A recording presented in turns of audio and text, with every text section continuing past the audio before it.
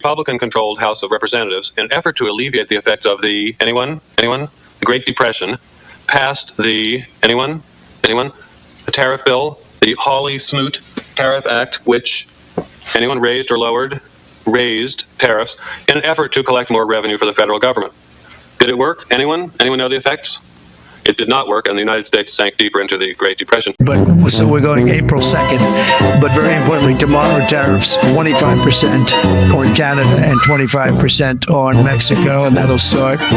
So they're going to have a tariff. So what they have to do is build their car plants, frankly, and other things in the United States, in which case they have no tariffs. Don't you just love it when Democrats, lefties, and Trump haters all of a sudden become experts in such elite disciplines? Like when COVID hit and all of a sudden everybody's a virology scientist and a doctor. Dr. Fauci, give us vaccines. Help all the people who have been quarantined. We'll wear our masks and we'll have to stay distant.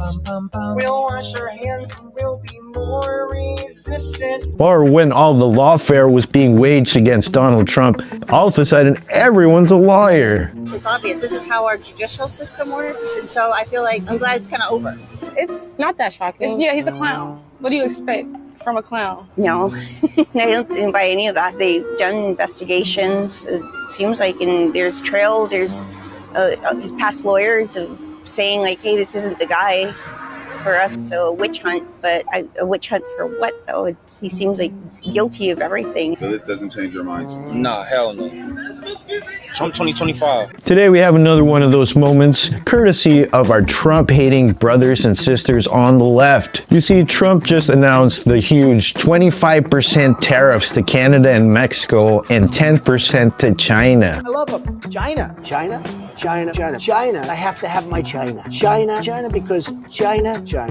And of course, naturally, the markets reacted. It was so instantaneous that the stock ticker on the bottom of the screen started crashing while he was announcing the tariffs. So today I wanted to hear from our new economist friends from the left. But hey, you never know. They might be right. So let's go ahead and take a look at what both sides are saying so we can decide for ourselves. Are we doomed? Do we sell everything now? Or is this time to buy the dip and get rich like Donald Pump? Baby. Let me know what you guys are going to do with your stocks in the comments. Are you going to sell or are you going to buy the dip? Thanks for tuning in to the 9/10 podcast, where possession is 9/10 of the law. If you're interested in this content, go ahead and hit the like button and subscribe if you're new. It'll help me make more videos like this. Free fall after Donald Trump announced that tariffs on 25% will be coming from Mexico and Canada tomorrow, and there's nothing that will stop them. In less than an hour since this announcement, the Dow Jones is down more than 820 points, almost 2%. And this has now erased almost all the gains that the market had made since Trump became president, which means Americans are losing money fast. But that's the prices of goods are about to skyrocket. Mexican goods include produce, like avocados, include electronics, include cars. Cars could rise up to $12,000 to buy a car. Canadian goods include lumber, include pharmaceuticals, and so much more. It's coming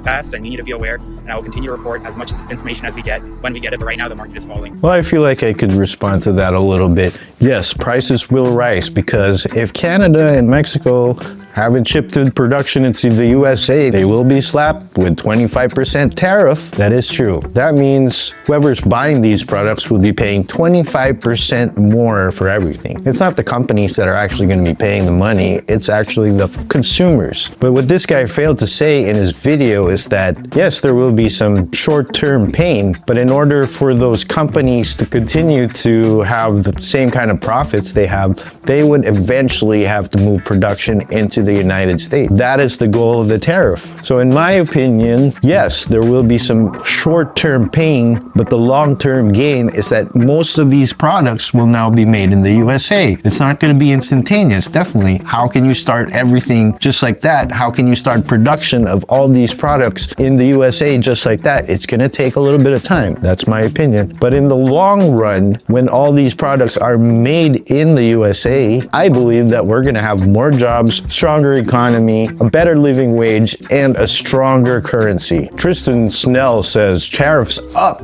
groceries up, exports down, stock market down, consumer confidence down. Chance of recession, up, up, up. After Trump left, it took Biden 4 years to rebuild the US economy. It's taken Trump just 6 weeks to destroy it again. Brian Tyler Cohen says the stock market is tanking so badly, it almost feels like we're being governed by someone who went bankrupt 6 times. That was actually quite clever, I gotta say, quite clever. OPOA says the stock market goes up and the stock market goes down. Happens every time something changes. Then like magic, it bounces back. I'm sorry, but I don't depend on the stock market to tell me how the economy is going. Now we get some real economists, not really on the right or the left, and let's see what they think. Dividend Hero says, if you can't handle the stock market at its worst, then you don't deserve it at its best. Tom Nash over here. I follow Tom Nash on YouTube. If you don't follow him on YouTube, go ahead and check his channel out. He's got some really, really good insights about the stock market. And he is super knowledgeable with the economy and economics and the stock market. Check him out. I recommend his channel. When stocks are pumping, investors pray for the dip. When the market actually corrects,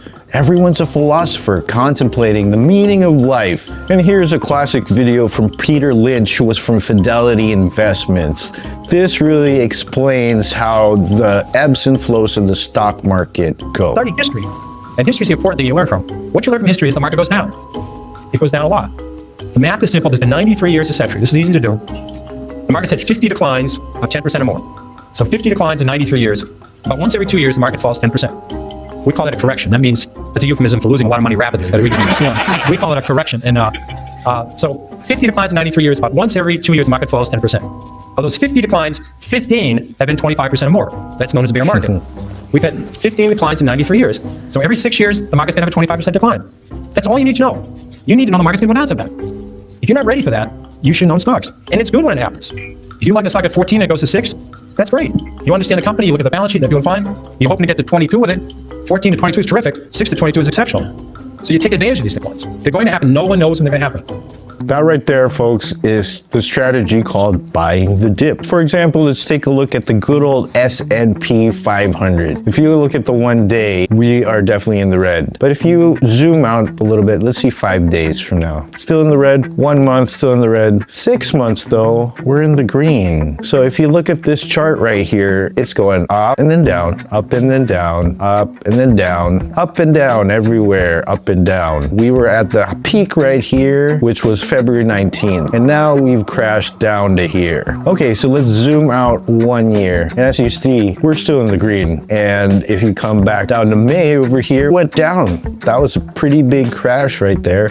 But guess what? It went back up again, then down, then back up again. August last year, we had pretty big crash right there, but steadily still goes up. So if you keep zooming out on this chart right here, you can see this is the whole history. It goes up, starts to go up, but it then goes down again, and then goes up again, and then down again. But the overall trajectory of the line ends up going up, barring any sort of ultimate global catastrophe or all of a sudden decline of the United States. This line is still going to continue to trend upwards. So anytime it goes down, there is a good possibility that it will continue to go up in the long run. This is just in from Fox Business about how bad it's really falling for everything. Let's check it out. 50% of the spending. That has masked a lot of pain out there. And now a lot of those economic numbers. Look at the GDP now. Thursday, it was we were looking at first quarter 2.3%. Friday, it was a negative 1.5%. Yesterday, it was negative 2.8%. That's not all trade. That we're seeing dramatic,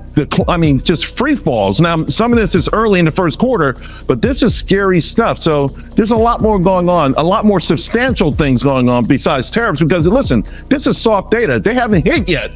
True. Right? So the economic data that's moving the markets are in place and moving in the wrong direction. Okay, so that's from Fox Business. He said there's a lot of pain out there and we're in free fall right now. But we'll see. We took a look at both sides over there. What do you guys think? Is it time to sell everything? Are we in for a real Great Depression style stock market crash? If we are, do we sell everything now or do we hold and buy the dip? Let me know what you guys guys are thinking of doing and what you're really going to do. Let me know in the comments. Thanks for tuning in to the 9/10 podcast, where possession is 9/10 of the law. Go ahead and hit the like and subscribe button. Peace.